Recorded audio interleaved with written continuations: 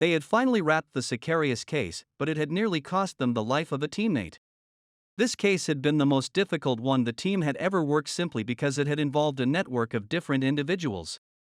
They had thought that focusing on the head of the snake, this Sicarius, would be the best route. Yet still in the end they had all been thrown for a loop when Tyler Green had come into their case. They had first thought Green was one of the many minions of Sicarius.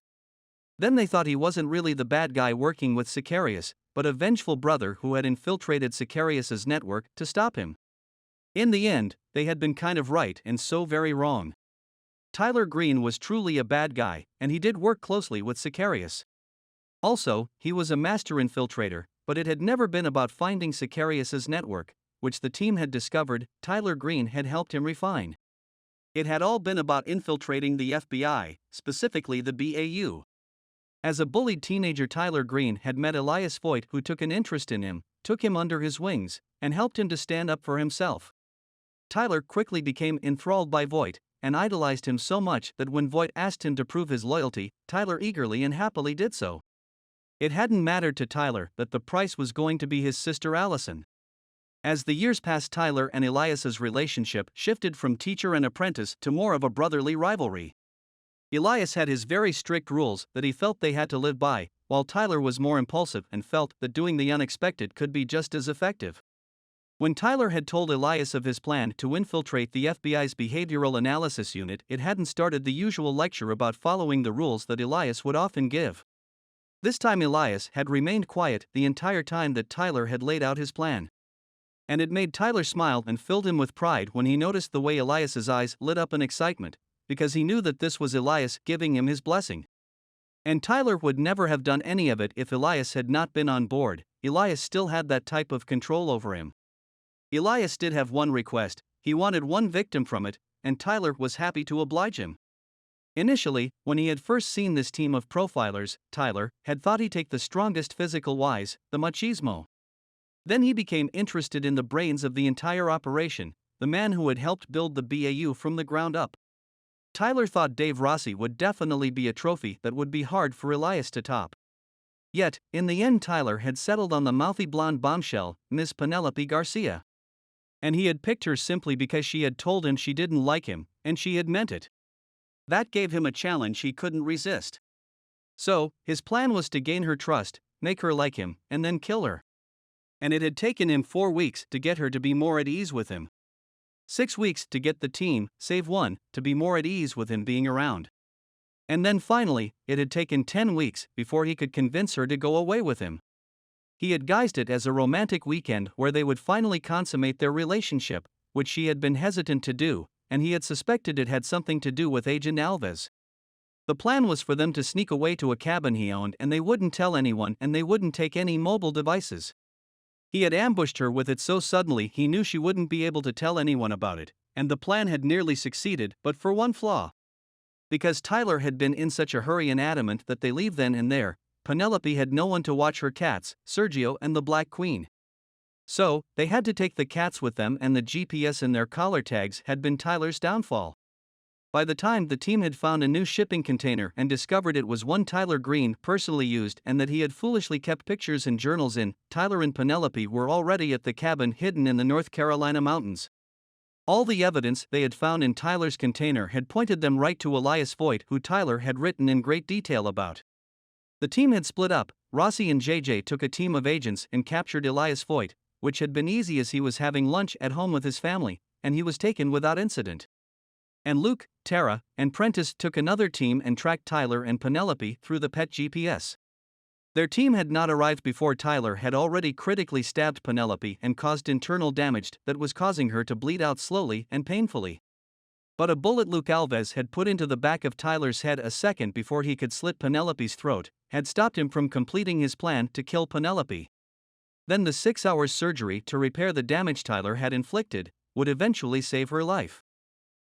"What's wrong with me?" she asked through quiet sobs. Luke immediately sat down the magazine he hadn't really been reading and leaned in closer to the bed where he had thought her to be sleeping, reached his right hand up, and brushed her hair from her face. "Nothing's wrong, sweetie," he assured in a soft, gentle voice. "You got through the surgery like a champ, and the doctor says you're gonna be just fine." Wait, are you in some kind of pain? Do I need to call the nurse? He pondered, thinking he may have misunderstood what she was saying, but she shook her head, closed her eyes, took a deep breath, and then opened her eyes again.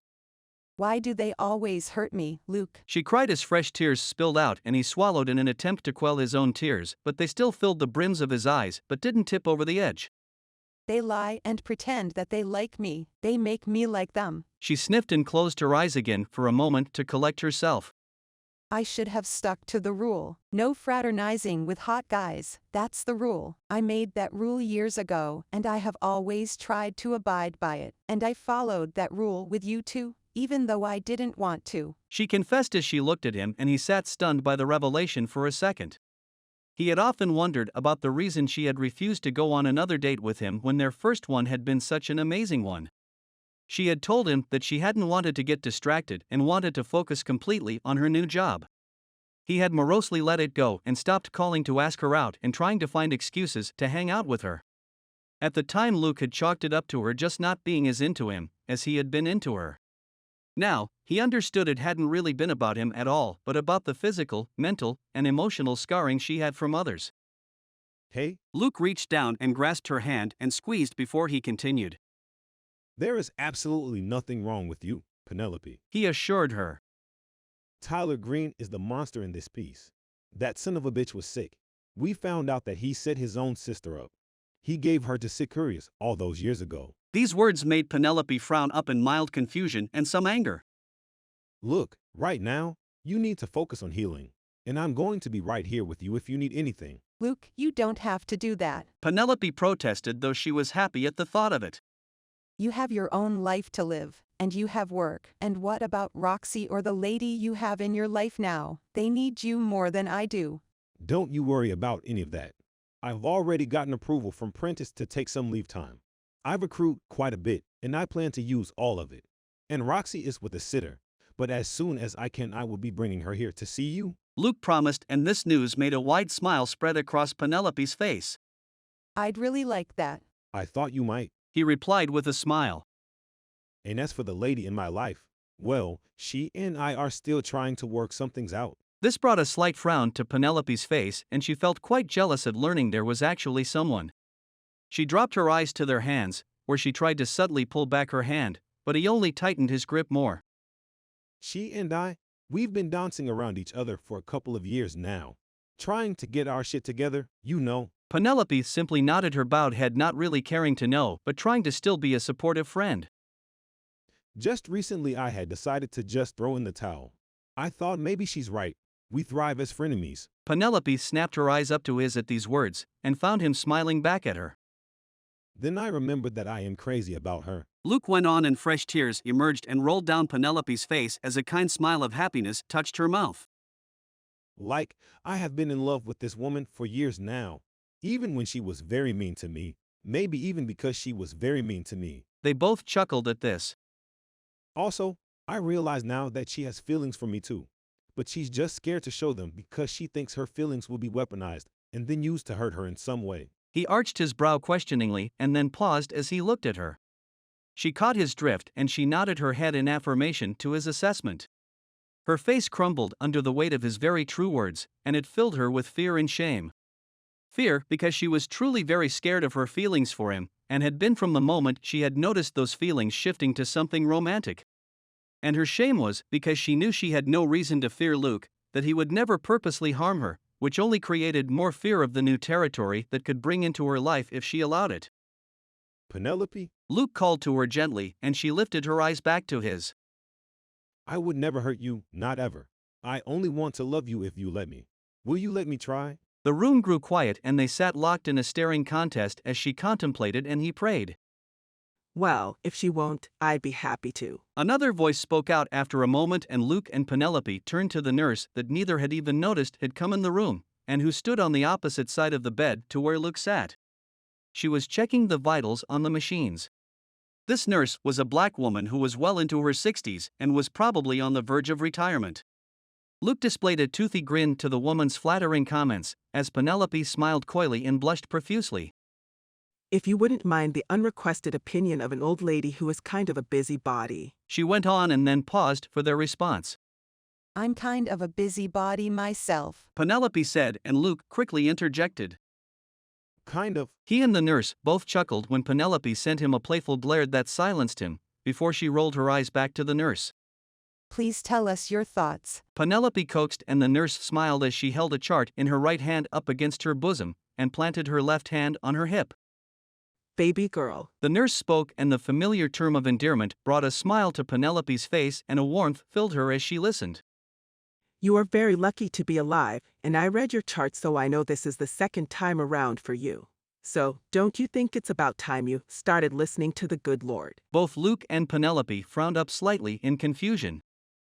He's been telling you that life is too short and so precious. Now, there's nothing wrong with being afraid, but all fear is a teaching moment. Fear isn't supposed to stop you from living your life, finding love, and being happy.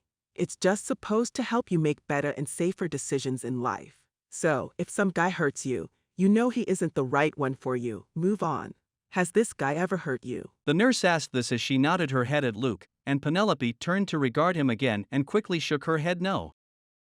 And how long have you known him? Almost 7 years now. Penelope answered as her eyes remained locked onto Luke as he gazed lovingly back at her with a sweet smile on his face. Child, please. The nurse tissed out, and she dramatically rolled her eyes and neck, and Luke couldn't help but chuckle as she reminded him of his tias. He's put up with you trying to friend-zone him for that long, and he's still sitting there telling you he loves you and wants to be with you. Well, I say go for it because he is fine as hell. This caused Penelope to giggle to that very true statement and to the way it made Luke look uncomfortable. The nurse then moved across the private room to leave out. And if nothing else, at least get yourself a whole lot of sex out of it. The nurse concluded, threw a grinning Penelope a wink, and then exited the room. You know, that was one wise nurse there. Luke spoke out through a teasing smile.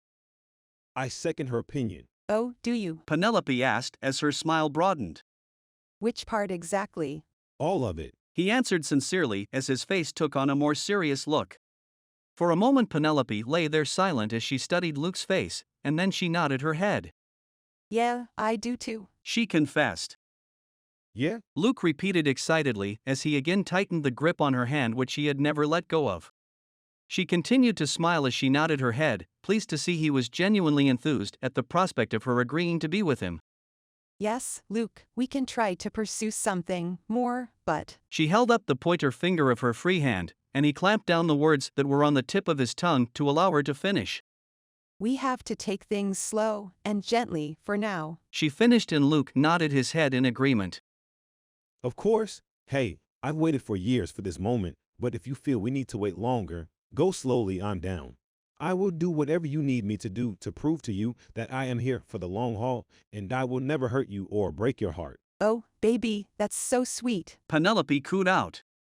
But yeah, no, I just meant slow and gently because I just had major surgery, and I'm feeling very ouchy right now. But once I am healed, I fully expect you to make major moves on me, sir. These words brought a huge pleased smile to Luke's face, and filled him with delight to know that once she was fully healed, she would be ready to go full speed into a relationship with him. But for now, you need to make minor moves only. Minor moves? Yeah, I can do that. He stated as he leaned up some from his chair and more into her space. She nodded her head and pinched her pointer finger and thumb closer together to indicate a small amount. Then she welcomed the kiss he planted on her lips with a joyous and contented sigh. The end.